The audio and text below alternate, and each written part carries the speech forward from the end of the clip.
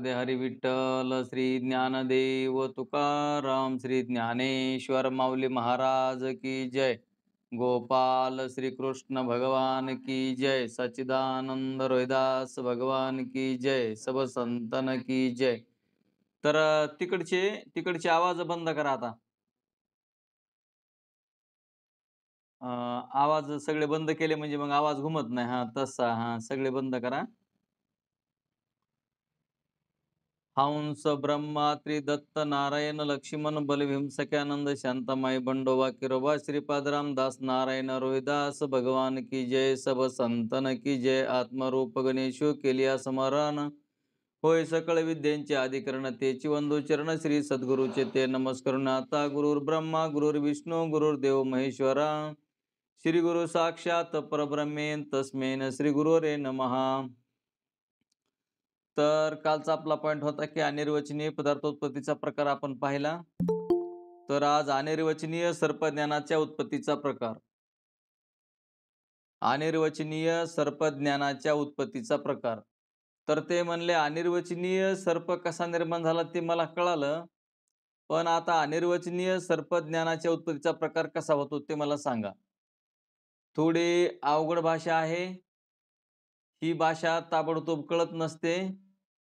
याला वारंवार प्रयत्न करावा लागतो, कारण नवीन शब्द असतात, नवीन भाषा असते. त्याच्यामुळं आपल्याला हे अवघड वाटणं साहजिकच आहे. तर थोडं ध्यानात घ्या, कारण ते अभ्यास करणं अत्यंत गरजेचं आहे. याला वारंवार शब्द आपल्याला शब्दाचे अर्थ माहिती पाहिजेत, आणि हे सर्व शब्दांचे अर्थ जर आपल्याला कळले तर आपला ग्रंथामध्ये प्रवेश होतो. म्हणजे ज्ञानेश्वरी असो, एकनाथी भागवत असो, तुकाराम गाथा असो, असे जे ग्रंथ आहेत, भगवद्गीता असो, या ग्रंथामध्ये आपला प्रवेश होत असतो. म्हणून अनिर्वचनीय सर्पज्ञानाच्या उत्पत्तीचा प्रकार. आता अनिर्वचनीय अनिर्वचनीय म्हणलं तर हेच आपल्या ध्यानात येत नाही की अनिर्वचनीय म्हणजे काय ते. तर आपण कालच्या पाठामध्ये अनिर्वचनीयबद्दल आपण बोललेलो आहोत. जर मी पाठीमागल्याच पाठातलं जर बोलत राहिलो तर पुढचा पाठ होणार नाही. म्हणून अनिर्वचनीय आता सर्पाची म्हणजे अनिर्वचनीय पदार्थांची कशी उत्पत्ती होते हे आपण पाहिलं. तर अनिर्वचनीय सर्पज्ञानाच्या उत्पत्तीचा प्रकार. मग ते ज्ञान कसं होते अनिर्वचनीय असा विचारलेला आहे प्रश्न.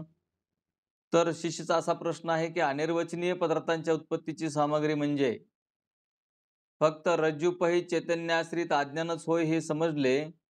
तसेच अनिर्वचनीय पदार्थांची उत्पत्ती कशी होती हेही समजले. पण अनिर्वचनीय पदार्थ सर्पच्या ज्ञानाची उत्पत्ती कशी होती हे मात्र समजले नाही. तर मला ते समजून सांगा असं म्हणतात. तर अनिर्वचनीय सर्पज्ञानाच्या उत्पत्तीचा प्रकार. श्री गुरु म्हणतात, ज्याप्रमाणे रज्जूपही चैतन्याश्रित अविद्येचा परिणाम सर्प आहे. तर सर्प कशामुळे आपल्याला दिसला म्हणतात. सर्प दिसण्याचं काय कारण आहे, तर त्या दोरीचं अज्ञान असल्यामुळे. दोरीचं अज्ञान असल्यामुळे म्हणजे दोरी ही जड आहे. दोरीपहित चैतन्याचं अज्ञान असल्यामुळे दोरीच्या ठिकाणी सुद्धा चैतन्य आहे. त्या दोरीपहित चैतन्य आश्रित असलेल्या अविद्येचा परिणाम सर्प आहे. म्हणजे आपल्याला क्लिअर ज्ञान दोरीचं झालं नाही, म्हणून तर आपल्याला सर्प भासला. दोरी जर आपल्याला प्रत्यक्ष दिसली असती तर सर्प भासला नसता. मग त्या दोरीपहित चैतन्य आहे, तिथं ते अज्ञान आहे आणि त्याच्यापासून सर्पाची उत्पत्ती झालेली आहे. तसा अंतःकरणपहित चैतन्याश्रित अविद्येचा परिणाम सर्पज्ञान आहे. आता सर्पाचं ज्ञान कुठं होत असतं, तर अंतःकरणामध्ये. मग अंतःकरणोपहित चैतन्याश्रित अविद्येचा परिणाम. अंतःकरणामध्ये बी चैतन्य आहे आणि दोरीपहित बी चैतन्य आहे. म्हणजे दोरीपाशी सुद्धा आत्मा आहे आणि आपल्या हृदयामध्ये सुद्धा आत्मा आहे. पण बाहेरल्या चैतन्याला ब्रह्म असं म्हणतात आणि आतल्या चैतन्याला आत्मा असं म्हणतात. आणि आत्मस्वरूपावर अज्ञान राहू शकतं. तर अंतःकरणोपहित चैतन्याश्रित अविद्येचा परिणाम सर्पज्ञान आहे.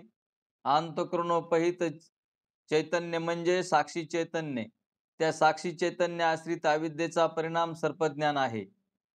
म्हणजे आपल्या अंतःकरणामध्ये सुद्धा चैतन्य आहे आणि त्या चैतन्य आश्रित जे अज्ञान आहे त्या साक्षी चैतन्याश्रित अविद्येचा परिणाम सर्पज्ञान आहे, म्हणून त्या ज्ञानास साक्षीचे ज्ञान असे म्हणतात किंवा साक्षाश्रित असेही म्हणतात. कारण जसा रज्जूच्या ज्ञानाने सर्पाचा बाध म्हणजे मिथ्यात्व निश्चय होतो. रज्जूच्या ज्ञानाने, रज्जू म्हणजे दोरी, दोरीच्या ज्ञानाने सर्पाचा बाध म्हणजे मिथ्यात्व निश्चय होतो. आता तिथं जर खरा सर्प असता तर मिथ्यात्व निश्चय म्हणजे ज्ञानानं झाला नसता. परंतु तिथे भासमान सर्प असल्या कारणानं दोरीचं ज्ञान झाल्यावर मिथ्या सर्प तिथे नसतोच, तो अधिष्ठान रूप असतो. अधिष्ठान दोरी रज्जू आहे. आता अधिष्ठान सुद्धा तिथलं चैतन्यच आहे, पण आपल्याला ते कळतच नाही, म्हणून दोरी अधिष्ठान म्हणावी लागते. नाहीतर दोरीपै चैतन्यच अधिष्ठान आहे. दोरीपै चैतन्यावरच अज्ञान राहतं. त्या दोरीचं न ज्ञान झाल्यामुळं, दोरीचं ज्ञान न झाल्यामुळं आपल्याला तिथं सर्प भासतो आहे. तर तसा सर्पज्ञानाचाही बाध म्हणजे मिथ्यात्व निश्चय होतो. म्हणजे दोरीचं ज्ञान झालं की मग सर्प, सर्पज्ञान आणि त्या दोन्हीचा पण बाध होतो. व्यवहारात जे ज्ञान केव्हाही बाधित होत नाही, म्हणजे मिथ्या ठरत नाही. त्या ज्ञानास अंतःकरणाचे ज्ञान न म्हणता अंतःकरणोपरी साक्षी चैतन्य आश्रित म्हणावे. जे ज्ञान केव्हाही बाधित होत नाही, म्हणजे मिथ्या ठरत नाही, त्या ज्ञानास अंतःकरणाचे ज्ञान न म्हणता अंतःकरणोपरी साक्षी चैतन्य आश्रित म्हणावे. म्हणजे ते साक्षीचं ज्ञान आहे. असे ज्ञानाचे सत्यत्व आणि मिथ्यात्व लवकर लक्षात येण्याकरिता परिभाषिक शब्द शास्त्रकारांनी ठरविलेले आहेत. परिभाषिक शब्द शास्त्रकारांनी ठरविलेले आहेत म्हणजे ते तुम्हाला आम्हाला कळण्यासाठी. याप्रमाणे सर्पाचे ज्ञान हे साक्ष आश्रित अविद्येचे कार्य असून स्वतःहून विलक्षण म्हणजे अनिर्वचनीय आहे. जरी सर्प आणि तिचे ज्ञान दोन्हीही अविद्येची कार्य आहे, तरी त्यात थोडा फरक असा आहे. काय फरक आहे म्हणले? रज्जूपहित चैतन्याश्रित अविद्येच्या तमोगुणाचा परिणाम सर्प आहे. तिथं सर्प नसताना आपल्याला सर्प भासतोय की नाही? तर का भासतोय? तर अविद्येच्या तमोगुणाचा परिणाम सर्प आहे. अविद्येच्या तमोगुणाचा परिणाम सर्प आहे. आणि अंतःकरणोपै साक्षी चैतन्याश्रित अविद्येच्या सत्वगुणाचा परिणाम सर्पज्ञान आहे. असा एवढा फरक आहे. तर तमोगुण आणि सत्वगुण, सत्वात संजयते ज्ञानम. तर आपल्याला दोरीचं जर आपल्याला दोरी आहे असं जर ज्ञान झालं असतं, तर तिथे आपल्याला सर्प भासलाच नसता. तसं सिद्धांत सुद्धा ध्यानात घेत जावा कधी कधी, की आत्मस्वरूपाचं ज्ञान नसल्यामुळं हे जगताचा आपल्याला भास होतोय. आपला देह आहे याचा भास होतोय. तर ही परमात्म्याची लीला आहे. परमात्म्यानं हे सर्व बनवलेलं आहे. तुम्हाला गारुड्याची विद्या माहिती का? गारुड्याची गारुडी जे नाही तेच दाखवतो आपल्याला. गारुडे असतात ना, हे गारुडे, ते गारुडे आपल्याला काय करतात? नसलेलंच दाखवतात त्यांच्या त्या खेळामध्ये. मग तसंच हे भगवान परमात्मा हे गारुडीचं एक. कारण तो हे सर्व जगत्रय दाखवून, सर्व जगत्रय दाखवतोय, निर्माण करतोय आणि पुन्हा शास्त्र सांगतंय हे भासमान आहे. आणि भासमान आहे हे फक्त कळतंय अनिर्वचनीय ख्यातीनं. चैतन्याचा विवर्त आहे. आता तुम्हाला चांगलं कळलेलं आहे की दोरीवरला सर्प, दोरीचं ज्ञान झाल्यावर सर्प दोरीरूपच झाला. येतंय का ध्यानात?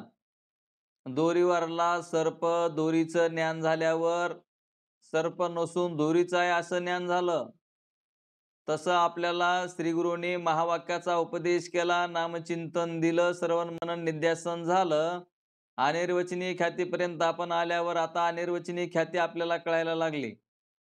अनिर्वचनीय ख्यातीमध्ये मग हे सर्व जगत्रय नसून हे चैतन्यच आहे. कारण चैतन्याचा स्वभाव आहे. जसा आरशाचा स्वभाव आहे जग दाखवणे किंवा आपल्याला दाखवणे आहे की नाही, जो पाहतो त्याला दाखवणे. आरशाचा स्वभाव आहे जो पाहतो त्याला दाखवणे. आणि इकडे ब्रह्माचा आत्म्याचा स्वभाव आहे, की हे जगत्रय दाखवणे. म्हणजे आपण आपल्यालाच पाहत असतो, फक्त हे आपलं साधन आहे साधन. साधन म्हणजे शरीर आहे. साधनाशिवाय आपल्याला कार्य करता येत नाही म्हणून परमात्म्यानं हे शरीर प्रदान केलं. पण आपल्याला असं वाटतं, की आपण काय लाखो कोटी वर्ष जगणार आहोत की काय? पण आपल्याला आयुष्य फक्त 100 वर्षाचं दिलेलं आहे. जर आपण परमार्थ नाही केला तर काय होईल? परमार्थ नाही केला तर अज्ञान जाणार नाही. नामचिंतन नाही केलं तर अज्ञान निघू शकत नाही. शास्त्र नाही पाहिलं तर शंका जात नाहीत. आणि मग असं जर झालं तर मग 84 लक्ष योनीमध्ये जावंच लागतं. नाही तुम्ही सांगा, दोरीवर सर्प दिसतोय तोपर्यंत सर्प जर नाही गेला, इथं दोरीचं आहे असं ज्ञान नाही झालं तोपर्यंत आपल्या अंगाला घाम फुटलेला असतो. मग तो पाहणारा मनुष्य म्हणतो इथं फार विषारी सर्प आहे, मोठा सर्प आहे, छोटा सर्प आहे, विषारी आहे, त्याला बेपान लागतं, दवाखान्यात न्यावं लागतं. अशा अनेक प्रकारच्या घटना घडतात. आता ॲक्चुअली सर्प नसतो तरी सुद्धा माणसाला बेपान लागतो. तसं ॲक्चुअली हे जगत खरं नसून परमात्म्याची लीला आहे हे कळण्यासाठी आपल्याला अनिर्वचनीय ख्याती चांगली कळणं आवश्यक आहे. अनिर्वचनीय ख्यातीमध्ये जे ब्रह्मस्वरूप आहे त्या ब्रह्मस्वरूपावर हे जगत भासत आहे. पण आपल्याला भासमान आहे असं वाटतं का? तर आपल्याला तसं वाटत नाही भासमान आहे म्हणून. आपल्याला असं वाटतं की एवढं मोठं जगत्रय आहे आणि याला भासमान कसं म्हणायचं? तर तुम्हाला भासमान म्हणण्यासाठी अनेक उदाहरणं आहेत. साधू संतांनी सर्व ग्रंथामध्ये, सर्व शास्त्रामध्ये त्यांनी लिहून ठेवलेलं आहे. कारण जागृती तुम्ही ज्यावेळेस आता जागे आहात, त्यावेळेस तुम्हाला सर्व दिसायला लागलं. घर दिसायला लागलं, संपत्ती दिसायला लागली, जग दिसायला लागलं, नातेवाईक दिसायला लागले, आपण दिसायला लागलो. पण आपण झोपी गेल्याच्या नंतर यातलं काहीच दिसत नाही. का दिसत नाही? तर तिथे साधनावर आपण नसतो. म्हणजे ह्या देहरूपी साधन आहे त्या साधनावर नसतो. म्हणजे जागृती स्वप्नामध्ये नाही, स्वप्न जागृतीमध्ये नाही आणि हे दोन्ही अवस्था सुषुप्ती अवस्थेत नाहीत. सुषुप्ती अवस्था म्हणजे गाढ झोप. गाढ झोपेमध्ये स्वप्न नसते आणि जागृती नसते. मग ही अवस्था जाती कुठे हे ध्यानात घ्या. मग आपलं ते स्वरूप आहे. जागृती ज्यांना कळती ते स्वरूप आपलं आहे. स्वप्न ज्यांना कळतं, ज्याच्यामुळं कळतं ते आपलं स्वरूप आहे. सुसुप्ती ज्यांना कळती, जागा झाल्यावर सांगतो मी गाढ म्हणजे मला गाढ झोप लागली होती. आता कुणाला झोप लागली होती? तर ते आपले इंद्रिय लीन झाले होते अज्ञानामध्ये. मग एक अवस्थेमध्ये राहत नाही, तर चैतन्य हे तिन्ही अवस्थेमध्ये आणि तिन्ही कालामध्ये असतं म्हणून तिन्ही अवस्थेचं आणि तिन्ही कालाचं ज्ञान असते. देहाला काहीच कळत नसतं. ध्यानात घ्या. देह जड आहे, पण देह साधन आहे साधन.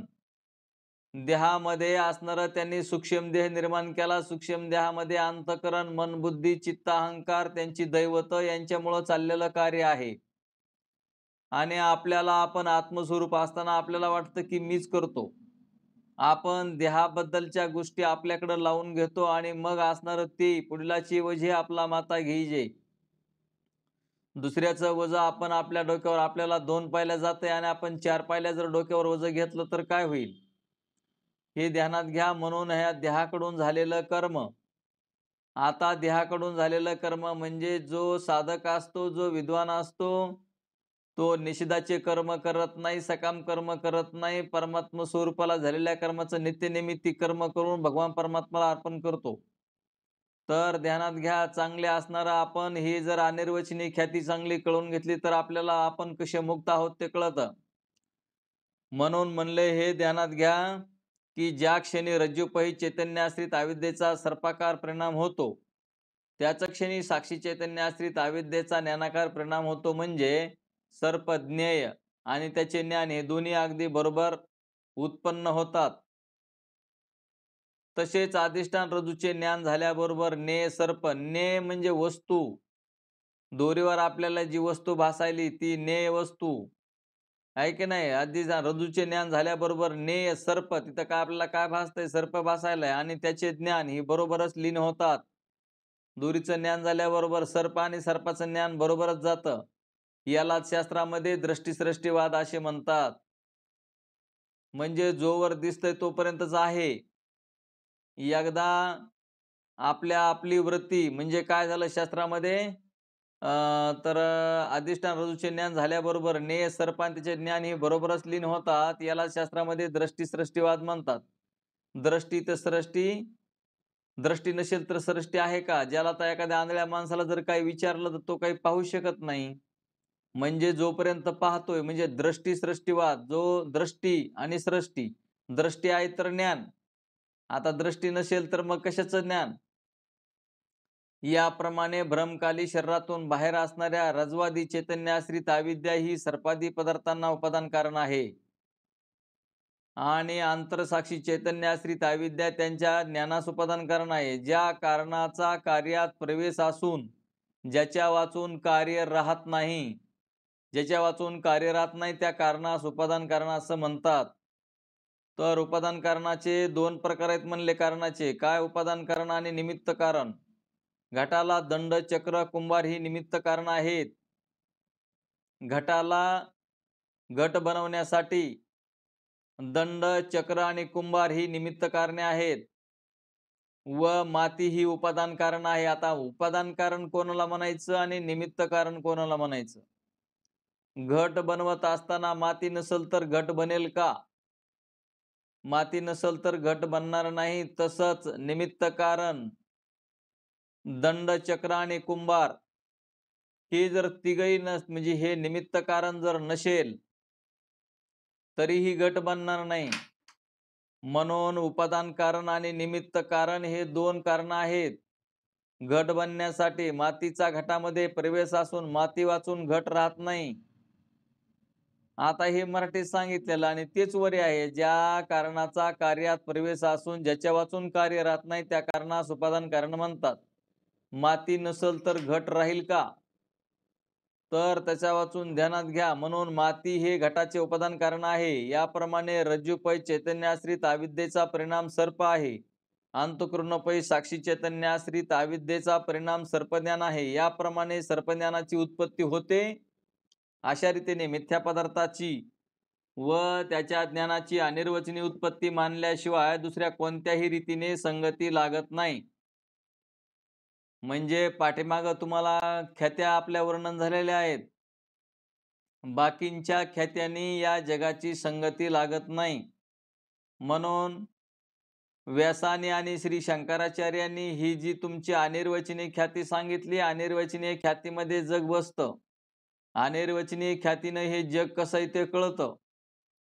तर सता असताहून विलक्षण बाद योग्य, सता असताहून विलक्षण बाद योग्य, मिथ्या त्रिकालिक अत्यंतता अभाव जसा सर्पाचा होतो तसंच या जगताचा सुद्धा त्रिकालिक अत्यंतता अभाव होतो. आता हे कोणाला होतं म्हणतात तर ज्याला ज्ञान होईल त्याला होतो. जरी दिसत असेल सर्प, जरी दिसत असेल सर्प तरी सुद्धा सर्प तिथे नाही. मग आपण एवढं घाबरतो की नाही? आपल्याला तिथं दुःख होतं की नाही? मग सर्प नसताना दुःख होतंय तर ते ध्यानात घ्या. तसंच इथं जग नसून अवघा जनार्दन आहे. सर्व परमात्माच भरून उरलेला असताना आपल्याला हे जग भासायला लागलं. कारण ही परमात्म्याची लीला आहे. परमात्म्यानं हे मिथ्या जगत असं बनवलेलं आहे. त्रिकालिक अत्यंतता अभाव असलेलं हे जग आहे. आणि हे जगाला आपण सत्यत्व दिलेलं आहे. म्हणूनच आपलं जन्ममरण चुकत नाही. जगाला सत्यत्व नसून तो परमात्माच सत्य आहे. परमात्म्यावरच जागृती, स्वप्न, सुसुप्ती, तिन्ही काल तिन्ही अवस्था हे सर्व परमात्म्यावर, त्या परमात्म्याची लीला आहे. जर परमात्म्याची सेवा घडली, परमात्म्याची कृपा झाली परमात्मा आणि श्रीगुरु दोन नसतात. परमात्म्याची जर कृपा झाली तर तोच फक्त परमात्मा आपले हे सर्व विषय, सर्व जगत्रय, सर्व मिथ्या आपल्यावर जर त्या प्रभूची जर कृपा झाली तर आपल्याला मिथ्य आहे, त्रिकालिक अत्यंतता अभाव आहे, बाध आहे या जगताचं असं ज्ञान होतं. आणि ते ज्ञान झाल्यानंतर आपण मुक्तच आहोत असं आपल्याला कळतं. तर मग त्यांनी म्हणले अनिर्वचनीय उत्पत्ती मानल्याशिवाय दुसऱ्या कोणत्याही रीतीने संगती लागत नाही. म्हणून अनिर्वचनीय ख्यातीच योग्य आहे. तिचाच वारंवार विचार करून जगताविषयी मिथ्यत्व निश्चय दृढ करा. तर अनिर्वचनीय ख्यातीचा वारंवार विचार करून अनिर्वचनीय ख्याती नेमकी कशालाच म्हणायचं तेच पुन्हा बार बार पहा. विचारसागर घ्या, त्याच्यावर श्रवण केलेलंचं मनन करा, मनन केलेलंचं निधिध्यासन करा आणि मग ही अनिर्वचनीय ख्याती कशी आहे आणि त्या अनिर्वचनीय ख्यातीमध्ये जगताचा कसा बाध होतो. आता तुम्ही सांगा, त्रिकालिक अत्यंतता जर अभाव आहे या जगाचा, जर आम्हाला कळालं तर आपण मुक्त आहोत की नाही. आणि आम्ही मुक्त म्हणजे आपला जो आत्मा आहे तो मुक्तच असतो आणि आपल्याला जे सुखदुःख होतात ते भ्रमानं होत आहेत.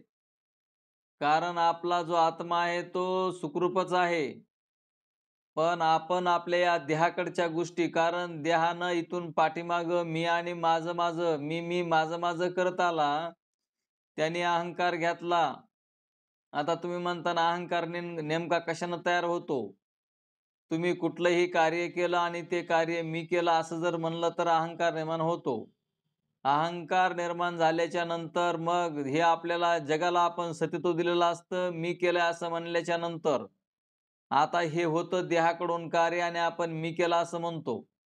मग देहाचा प्रथमतः तर आपण देह मी आहे म्हणतो, नंतर देह माझा आहे म्हणतो आणि देहाने केलेली कर्म माझीत म्हणतो. तर हे ध्यानात घ्या की मग ही अनिर्वचनीय ख्याती समजून घेऊन त्रिकालिक अत्यंतता अभाव आहे हे कळून घेऊन आपण वारंवार विचार करून जगताविषयी मिथ्यात्व दृढ निश्चय करावा. तर अनिर्वचनीय शब्दाच्या अर्थाविषयी शंका आणि समाधान. आता अनिर्वचनीय शब्दाविषयी शंका आणि समाधान. तर हे अनिर्वचनीय शब्द तुम्हाला कळावा म्हणून साधू संतांनी बार बार ते अनिर्वचनीय काय त्याचं विचारले. बघा, अनिर्वचनीय शब्दांच्या अर्थाविषयी शंका आणि समाधान. शिष्यानं काय शंका विचारली? महाराज, आपण अनिर्वचनीय ख्यातीचा विचार सांगत असताना सर्प व त्याचे ज्ञान ही सता असताहून विलक्षण अनिर्वचनीय उत्पन्न असे सांगितले. शिष्य प्रश्न करतोय की सर्प आणि त्याचे ज्ञान ही सता असताहून विलक्षण अनिर्वचनीय उत्पन्न होतात असं सांगितलं. पण मला ते पटत नाही, कारण सताहून विलक्षण ते असतच म्हटले पाहिजे. बघा, त्यांनी काय प्रश्न केलेला आहे की सताहून विलक्षण म्हणजे सताहून विलक्षण ते असतच म्हटले पाहिजे. म्हणजे एक तर खरं तरी म्हणा नाही तर खोटं तरी म्हणा असं म्हणतोय. कारण सताहून विलक्षण ते असतच म्हटले पाहिजे आणि असताहून विलक्षण ते सतच म्हटले पाहिजे. पण तुम्ही तर काय म्हणतात की सता असता असताहून विलक्षण बादयोग्य असे शब्द वापरलात तुम्ही.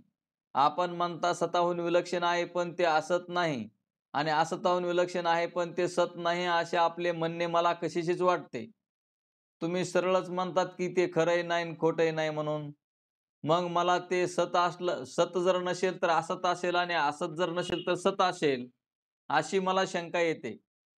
तुम्ही त्याला खरं तरी म्हणा नाही तर खोटं तरी म्हणा म्हणतो. एकच बोलत जा म्हणतो. ते गुरूंना प्रश्न करतोय शिष्य.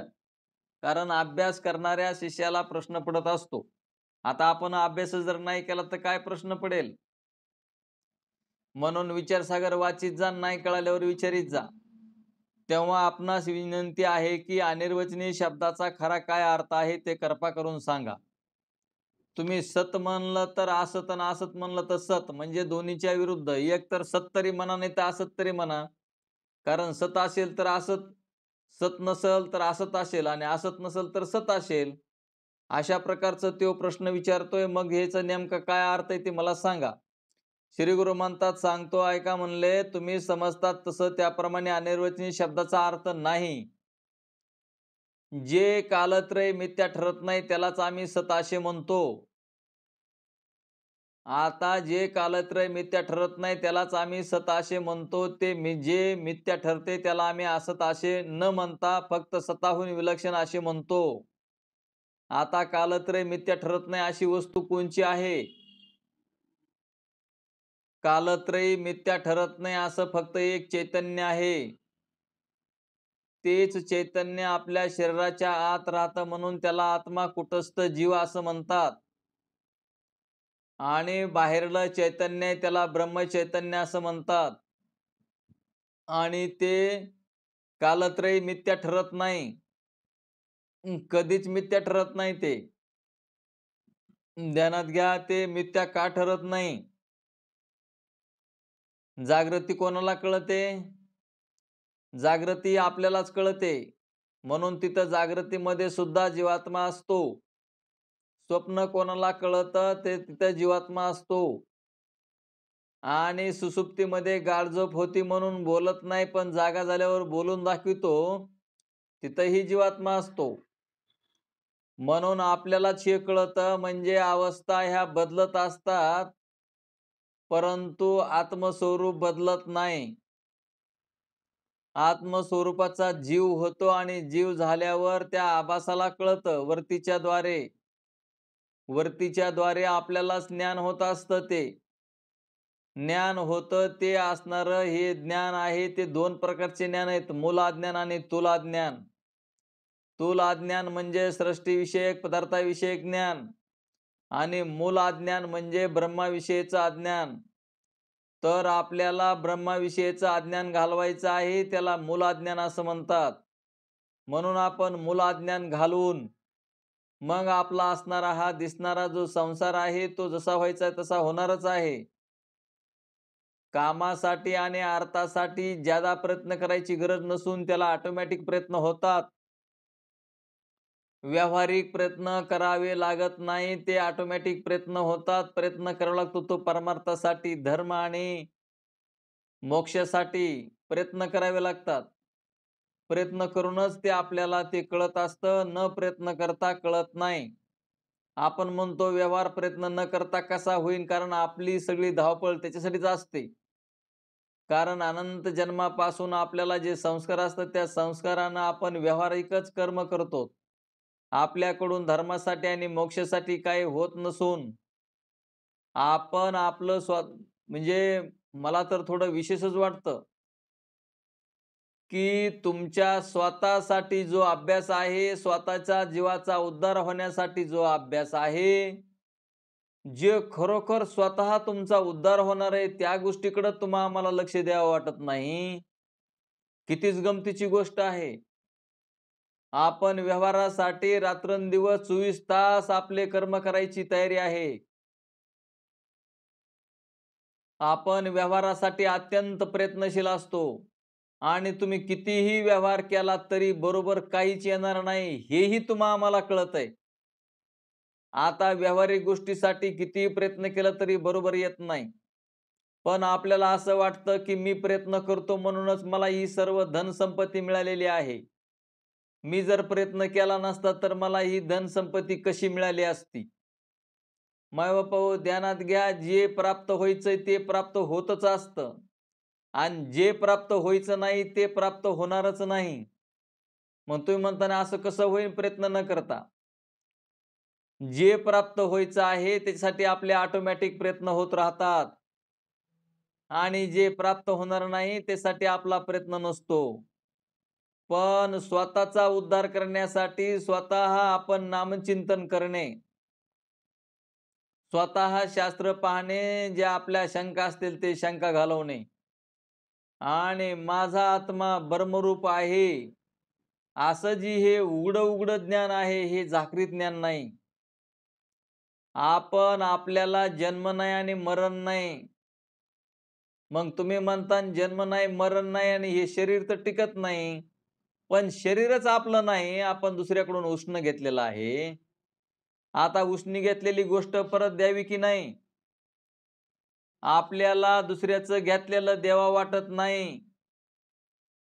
मग तुम्ही म्हणता व्यवहारातलं का महाराज, आम्ही तर कुणाचं काही ठेवून घेत नाहीत. व्यावहारिक गोष्ट नाही, तर हे शरीर आपल्याला दिलेलं आहे उष्ण परमात्म्यानं. जीवानं हे मागून घेतलेलं आहे शरीर परमात्म्याकडून. देवा मी तुझी सेवा करील आणि मी मुक्त होऊन जाईल. देवा मी तुला ओळखीन, तुझं भजन करीन. पण देवानं ज्यावेळेस ही पंचमहाभूताचं शरीर आपल्याला प्रदान केलं आणि पंचमहाभूताच्या शरीराकडून मी आता याच्यामध्ये धर्मकार्य करीन, मी देवा तुला ओळखीन आणि तुझं ज्ञान प्राप्त करून मुक्त आहे हे कळवून घेईन आणि हे देह मी तुझा परत करीन पंचमहाभूतांना. पण आपल्याला देह परत करावा वाटतो का? आपल्या जर शरीराला काही थोडाफार आजार झाला तर आपण दवाखान्यामध्ये पळतो की नाही? मग असणारा हा दिलेला देह आतापर्यंत आपल्याला भगवान परमात्मानं अति उत्कृष्ट असणारा हा मनुष्य देह आहे. या मनुष्य देहामध्येच ह्या भगवान परमात्म्याचं ज्ञान आपण संपादन करू शकतो. म्हणून मनुष्य देहीचे ज्ञाने सच्चिदानंद पदवी घेणे एवढा अधिकार नारायणे कर्पावलोकने दिला असे. तर ध्यानात घ्या माय बापा हो, या देहातूनच फक्त आपल्याला परमात्मा स्वरूपाकडे जाता येतं. नाही जर देवाची सेवा केली म्हणजेच देवाला नाही ओळखलं, म्हणजे स्वतःला जर नाही ओळखलं आपण, तर आपल्याला 84 लक्ष योनीमध्ये जावं लागतं.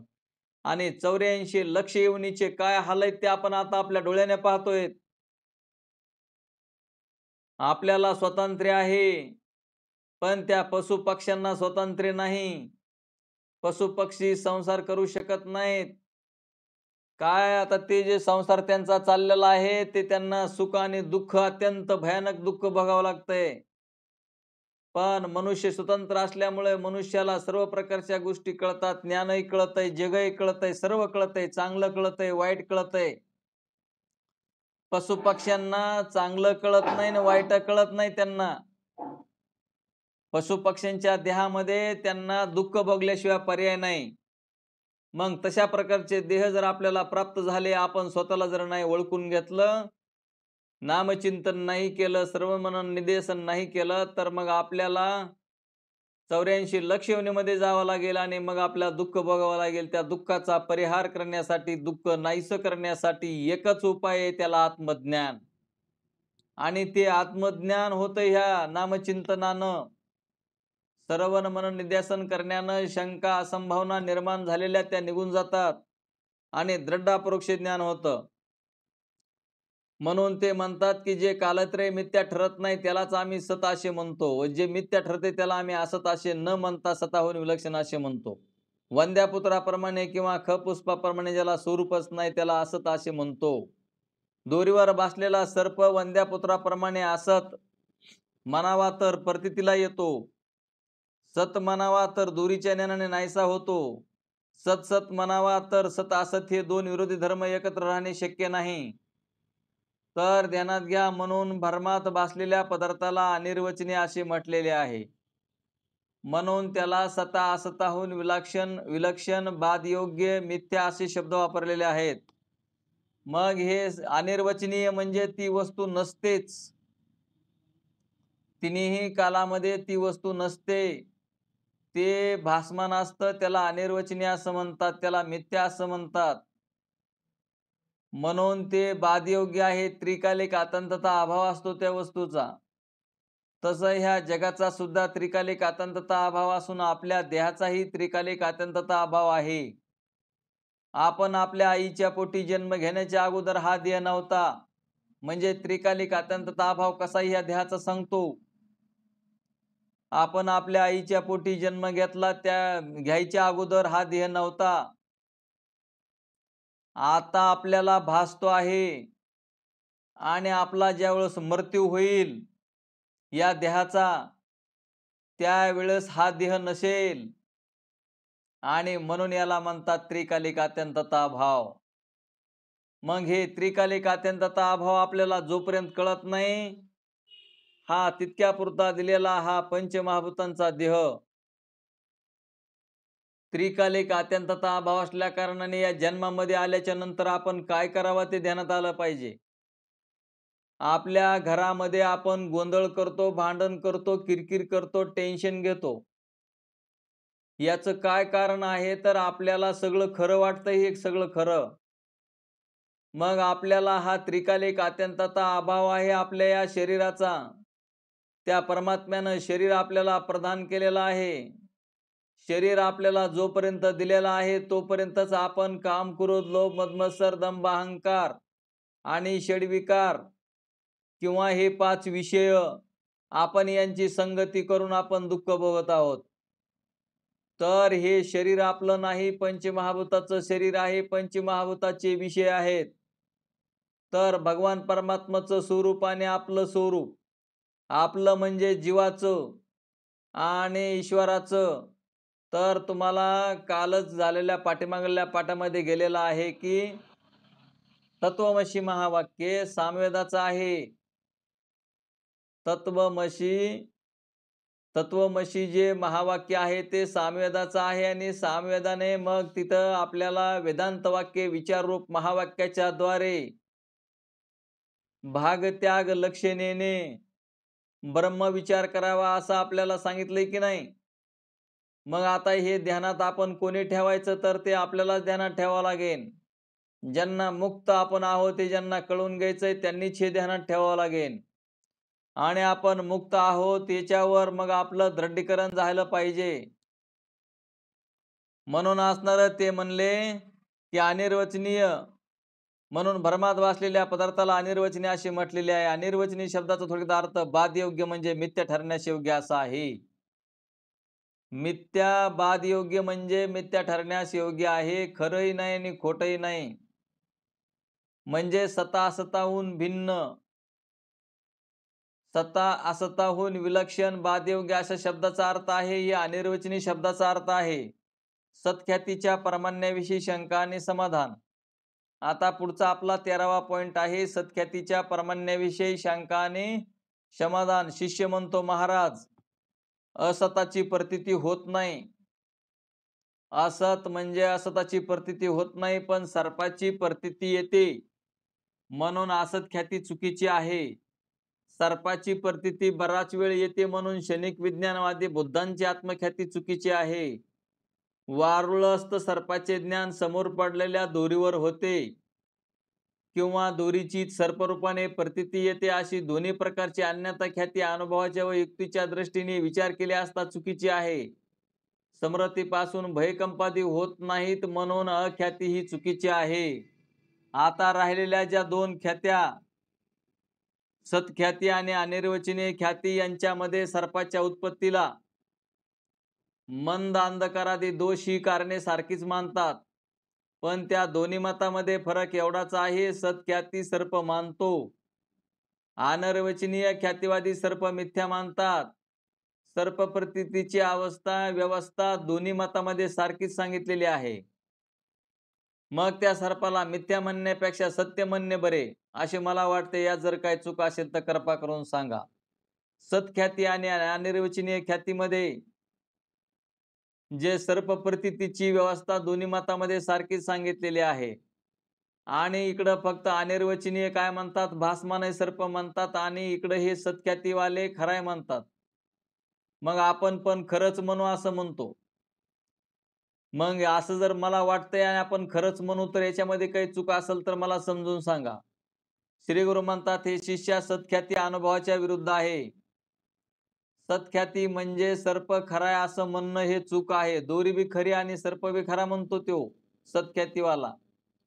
आता दोरी खरी आहे पण सर्प कसा खरा आहे? सर्प तर भासमान आहे, दोरीच्या अज्ञानामुळे दिसत आहे, त्याला खरं कसं म्हणायचं? ज्या वेळेला सुक्तीचे ठिकाण रूपाचा भ्रम होतो त्यावेळेस भ्रमात भासलेले रूपे. आता ही सुक्ती आणि रूप रजत. आता सुक्ती माहितीये का? सुक्ती हे शिंपीला म्हणतात. शिंपीला नदीच्या काठावर शिंपी पडलेल्या असतात. नदीच्या काठावर शिंपी पडलेल्या असतात. शिंपी, त्या शिंपा माहितीत तुम्हाला? त्याच्यामध्ये पहिलं काजळ भरून ठेवायचे बघा जुने माणसं. त्या शिंपा आणि शिंपीवर आपल्याला जर आपण नदीच्या कडेला गेलो तर बरंच अंतर लांब असेल तर आपल्याला शिंपीवर चांदीचा भास होतो. काहीतरी पडलेला आहे आणि ती चांदीच पडलेली आहे असा आपल्याला भ्रम होतो. तर त्यासाठी हा दृष्टांत घेतलेला आहे. रज्जू, सर्प, सुक्ती, रजत आणि स्थाणुपुरुष हे 3 दृष्ट अत्यंत आपल्याला कळण्यासाठी त्यांनी घेतलेले आहेत. मग ते ज्यावेळेला सुक्तीच्या ठिकाणी आता सुक्ती म्हणजे शिंप, त्याच्यावर रुपयाचा म्हणजे चांदीचा भ्रम होतो. त्यावेळेस भ्रमात भासलेले रुपये जर सत्य मानले तर ते ज्ञानाने नाहीसे होणार नाही. आता दोरीवरलं जर ते चांदी जर शिंपीवरली चांदी जर खरी म्हटलं, तर ज्ञानानं नाहीशी न होता किंवा होतच नाही. येथे तर सुक्तीच्या ज्ञानाने रुपयाची निवृत्ती होते आणि इथं जर शिंपीचं ज्ञान झालं तर चांदी नाही असं कळतं. सत्ख्यातीच्या मताप्रमाणे रुपयाचे अवयव सुक्तीत असतात असे आहे. सत्ख्यातीवाला म्हणत होता की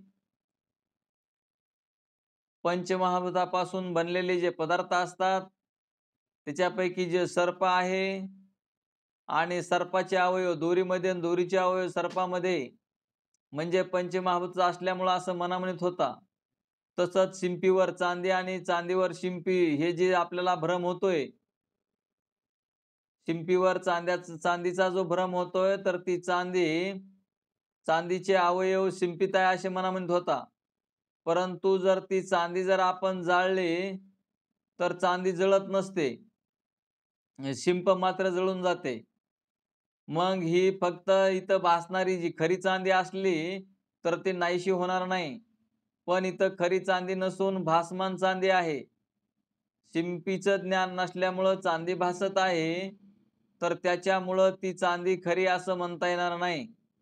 म्हणून सत्ख्यातीच्या मताप्रमाणे रुपयाचे अवयव सुक्तीत असतात असे आहे. तर मग सुक्ती म्हणजे सिंपली जर जाळली तर त्यामध्ये रुपये सापडले पाहिजे. ते तर सापडत नाही. रुपये हे धातू आहे, त्याचा नाश केवळ अग्निसंबंधाने होणार नाही.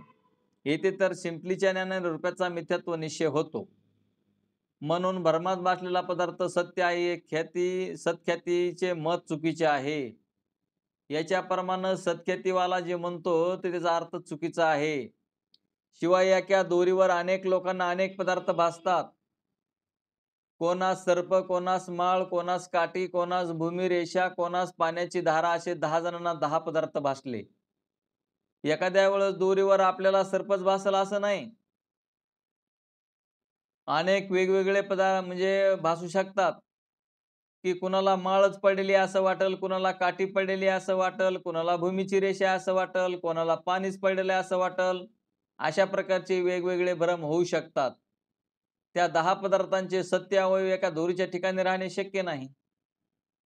आता प्रत्येकाला वेगवेगळं जर दिसायला लागलं आणि ते 10 पदार्थ गोळा करून त्या दोरीवर दिसू शकतात का? तर मिथ्या असल्यामुळे एका दोरीच्या ठिकाणी अनेकांना अनेक भासणे शक्य आहे. स्वप्नामध्ये कंठातील केसासारख्या हिता नामक नाडीमध्ये नद्या पर्वताधिक प्रतीतीला येतात. आपल्याला रात्री स्वप्न पडतं.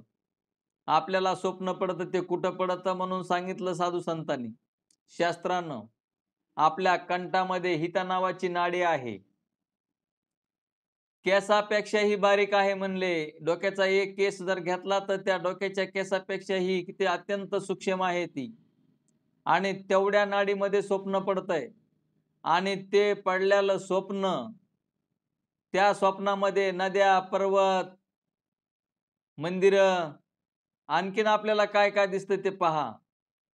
तर अनेक प्रकारचे आपल्याला इथं जे स्वप्नामध्ये जे दिसतं आहे, ते तेवढ्याशा जागेमध्ये कसं त्या तेवढीशा जागेमध्ये ते दिसू शकतं का एवढं? तरी सुद्धा आपल्याला ते भासमान दिसतं की नाही? म्हणजे तेवढं हिता नावाच्या नाडीमध्ये जर एवढं मोठं स्वप्न पडतंय, तर त्यालाच भ्रम असं म्हणतात. पण ते मिथ्या असल्यामुळे जागा अडवित नाही व त्यांचे ओझे वाटत नाही. कदाचित सत्ख्यातीवादी असे म्हणेल की भ्रमातले पदार्थ जागा अडवित नाहीत व त्यांना वजनही नसते. तरी पण ते पदार्थ सत्य आहेत असे आमचे म्हणणे आहे. असे जर सत्ख्यातीवादी म्हणेल तर ते त्यांचे म्हणणे चुकीचे आहे.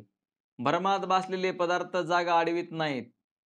भ्रमात भासलेले पदार्थ जागा अडवित नाहीत. त्यांचे ओझे वाटत नाही व त्यांचा काही उपयोगही नसतो. तरीही ते सत्य आहेत हे सत्ख्यातीचे म्हणणे हास्यास्पद आहे. म्हणून शिवाय भ्रमात दिसणारा पदार्थ जर सत्य मानला तर मर्गजलाने भूमी ओली झाली पाहिजे. भ्रमात दिसणारा पदार्थ सत्य मानला तर मर्गजळानं, मर्गजळ माहितीये का? मर्गजळ. मर्गजळ फक्त दुपारीच भासतं ते. मर्गजळ हे मर्गाला म्हणजे हरणाला खरं वाटतं. मर्गजळ आपल्याला खरं वाटत नाही किंवा मर्गजळानं तहान भागत नाही. मर्ग म्हणजे हरिण आणि जळ म्हणजे पाणी. मर्गाला खरं वाटणारं पाणी म्हणजे उन्हाच्या झळाया जर आपण अशा पाहिल्या तर पाणी सांडल्यासारखं दिसतं किंवा पाण्यासारखं दिसतं. त्याला मर्गजळ म्हणतात. ते मर्गजळ खरं असतं का? आणि मर्गजळ जर खरं असतं तर दुष्काळ पडला असता का? मग दुष्काळ केव्हाच पडणार नाही. किंवा पांढऱ्या स्वच्छ कापसाच्या ढिगाऱ्यावर गुंजाचा पुंजका ठेवला. गुंजा माहितीत का? लाल गुंजा. येतात त्या शेतामध्ये लाल गुंजा. आणि तर त्या ठिकाणी अग्नीचा भ्रम होतो. जर तो अग्नी खरा असेल तर कापूस जळल की नाही? तो जर अग्नी सत्य मानला तर कापूस जळायला पाहिजे, तो तर जळत नाही. म्हणून सत्ख्यातीच्या मताने भ्रमात भासणारा पदार्थ सत्य म्हणणे म्हणजे चुकीचे आहे. दुसरे असे आहे की भ्रमात भासणारा पदार्थ ज्याला भ्रम झालेला असतो त्यालाच दिसतो, इतरांना दिसत नाही. दोरीवर सर्प ज्याला दिसतोय त्यालाच दिसतो. दुसरा तिसरा आला तर ते म्हणतो सर्प नाही, तिथं काहीतरी दुसरं काहीतरी पडलेलं आहे, काठी पडलेली आहे किंवा पाणी सांडलेलं आहे अशा प्रकारचं, किंवा फुलाची माळ पडलेली आहे असं वगैरे वेगळं वेगळं दिसतं. प्रत्येकाला एकच वस्तू दिसत नाही. म्हणून ते म्हणले इतरांना दिसत नाही. तो जर सत्य असता तर सर्वांनाच दिसला असता. म्हणून तो सत्य म्हणता येत नाही. भरमात भासणारे पदार्थ सर्वांना दिसत नाही, जागा अडवित नाहीत, व्यावहारिक कार्य करीत नाहीत असे पदार्थ सत्य म्हणणे विद्वानांना हास्यास्पद आहे. म्हणूनच ते सत्ख्यातीचे मत त्याज्य आहे. अनिर्वचनीय ख्यातीच योग्य आहे. मिथ्या पदार्थ हर्ष विषेदास कारण कसे होतात याविषयी शंका आणि समाधान. तर मिथ्या पदार्थ म्हणजे भासमान पदार्थ, हर्षे विषदास म्हणजे सुखादुखाला कसे कारण होतात त्याच्याबद्दल शंका समाधान आहे. शिष्यानं प्रश्न विचारलेला आहे की शिष्य म्हणतो महाराज शिंपलीवर भासलेले रुपे, दोरीवर भासलेला सर्प दोन्ही मिथ्य आहेत. आताशी कळलं म्हणतो मला की दोरीवर भासलेला सर्प बी खोटा आहे म्हणजे मिथ्या आहे, आणि शिंपलीवर भासलेलं रूप म्हणजे शिंपीवर भासलेली चांदी ही बी खोटी आहे. आता दोन्ही मिथ्या आहेत तर मग रुपे पाहून आनंद होतो म्हणजे आम्हाला चांदी सापडली याचा आनंद होतो, आणि सर्प पाहून दुःख होतं, दुःख. तर असं का व्हावं म्हणतो श्री गुरु म्हणतात हर्षे विषदास कारण प्रत्यक्ष पदार्थ नसून पदार्थाविषयी अनुकूल आणि प्रतिकूल बुद्धी कारण असते. पदार्थाविषयी अनुकूल प्रतिकूल बुद्धी असते म्हणजे चांदी जर सापडली असे आपल्याला जर वाटलं तर चांदीपासून आपला फायदा होतो असं वाटतं म्हणून आपला लोभ उत्पन्न होतो, आणि सर्प पाहिल्यावर सर्पापासून मनुष्य चावल्यानंतर मरतो असं माहिती असतं म्हणून दुःख होतं. तर ते अनुकूल आणि प्रतिकूल बुद्धी कारण आहे त्याला. पदार्थाचे सत्यत्व किंवा मिथ्यत्व हर्ष विषदास कारण नाही. तसे असते तर गारुड्याचा खेळ पाहून अगर मिथ्या नाटक पाहून आनंद झाला नसता. आता आपण एखादं नाटक पाहायला गेलो तर आपला आनंद होतो की नाही? साधा पिक्चर पाहायला गेलो तर आपला आनंद किंवा दुःख होतं की नाही? तर ध्यानात घ्या. म्हणून म्हणले अनिर्वचनीय ख्यातीविषयी शंका आणि समाधान. तर आपल्याला ते बार बार समजून सांगता येत की अनिर्वचनीय ख्यातीविषयी शंका आणि समाधान. शिष्य म्हणतो जशा इतर ग्रंथकाराने रज्जू सर्पाविषयी निरनिराळ्या कल्पना आहेत त्याप्रमाणे वेदांत मतात अनिर्वचनीय पदार्थोत्पत्तीची कल्पना केलेली आहे. अनिर्वचनीय ख्यातीला अनुभवाशी ताडून पाहण्यास काही साधन दिसत नाही. जर काही साधन असेल तर ते आम्हाला सांगा. मग श्री गुरु म्हणतात अनुभव स्वप्नाचा आहे की अनिर्वचनीय ख्याती आम्ही कशावरून समजून घ्यायची, एखादा दृष्टांत असला तर सांगा.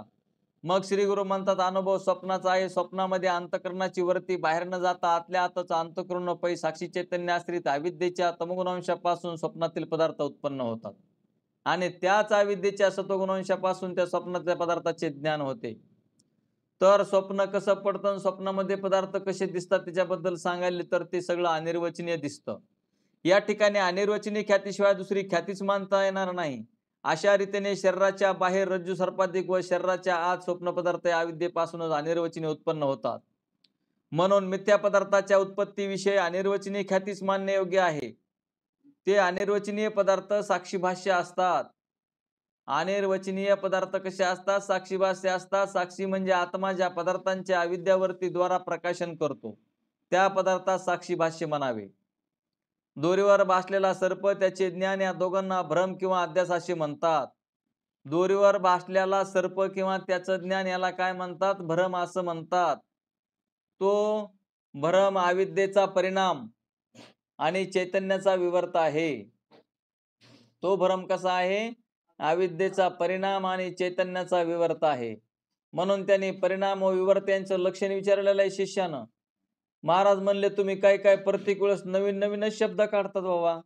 जे सांगत असताना मला कळालं की तुम्ही वेगवेगळे शब्द काढतात. मग असणारा शिष्य म्हणतो, परिणाम आणि विवर्त शब्दाचे अर्थ कृपा करून सांगावे. श्री गुरु म्हणतात, प्रथम तुम्हाला परिणामाचे लक्षण सांगतो. कार्याचा परिवेश असून ज्याच्या वाचून कार्याचे अस्तित्व राहत नाही त्या कारणाला उपादान कारण म्हणावे. माती हे घटाचे उपादान कारण आहे. आता उपादानाच्या समान स्वभावान आणि अन्यथा रूप त्याला परिणाम असे म्हणतात. उपादानाच्या समान स्वभावान, आता घटाचं उदाहरण आहे. मग माती आणि मातीपासून बनलेलं गाडगं ते समान स्वभावान आहे. उपादानाच्या समान स्वभावान आणि अन्यथा रूप त्याला परिणाम असे म्हणतात.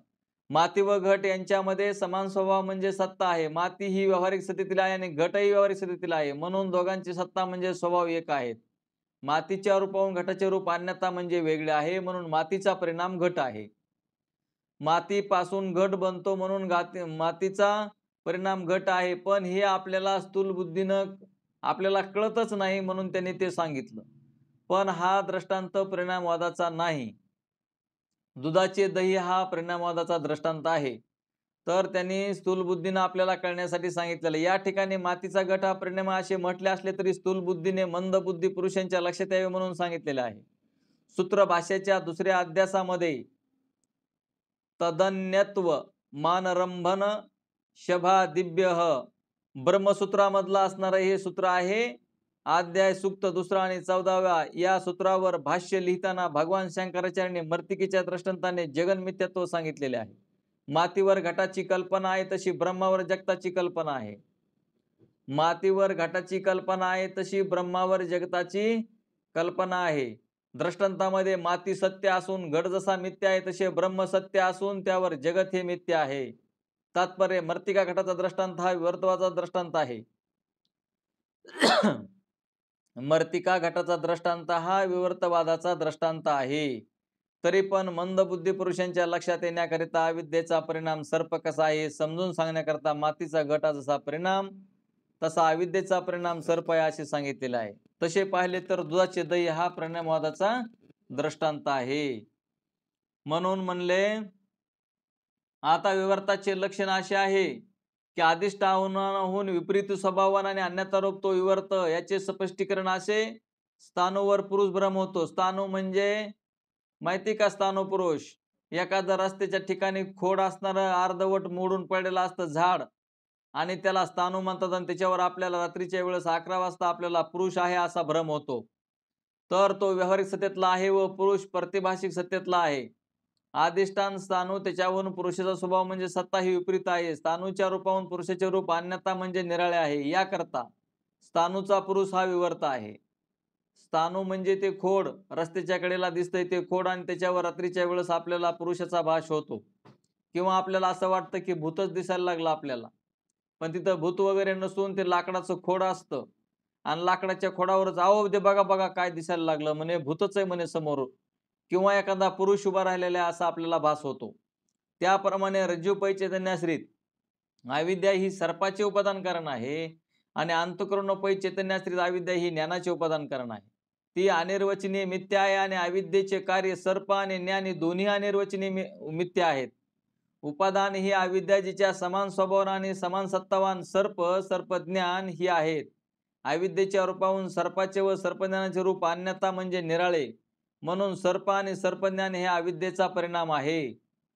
तर सर्पाचे अधिष्ठान रज्जूपै चैतन्य आणि सर्पज्ञानाचे अधिष्ठान अंतःकरणोपै साक्षी चैतन्य यांची परमार्थिक सत्ता म्हणजे स्वभाव असून त्यावर भासलेले सर्प त्यांचे ज्ञान हे प्रतिभाषिक सत्ता म्हणजे स्वभाव आहेत. म्हणून रज्जूपहित चैतन्य आणि अंतःकरणोपै साक्षी चैतन्यांच्या समान स्वभाव यांच्या स्वभावाहून म्हणजे सत्यहून सर्प आणि त्यांचे ज्ञान ही विपरीत स्वभावाने अन्यथा रूप आहेत. म्हणून सर्प आणि त्यांचे ज्ञान रज्जुपही चैतन्याचे व अंतःकरणोपही साक्षी चैतन्याचे विवर्त आहेत. तो परिणाम सांगते वेळेस उपादानाच्या समान स्वभावाने आणि अन्यथा रूप तो परिणाम, आणि विवर्त सांगते वेळेस अधिष्ठानाहून विपरीत स्वभावाने आणि अन्यथा रूप तो विवर्त. दोन्ही लक्षणामध्ये अन्यथा रूप समान आहे. बोला पुंडलिका वरदे हरी विठ्ठल. श्री ज्ञानदेव तुकाराम श्री ज्ञानेश्वर माऊली महाराज की जय. गोपाल श्री कृष्ण भगवान की जय. सच्चिदानंद रोहिदास भगवान की जय. सब संत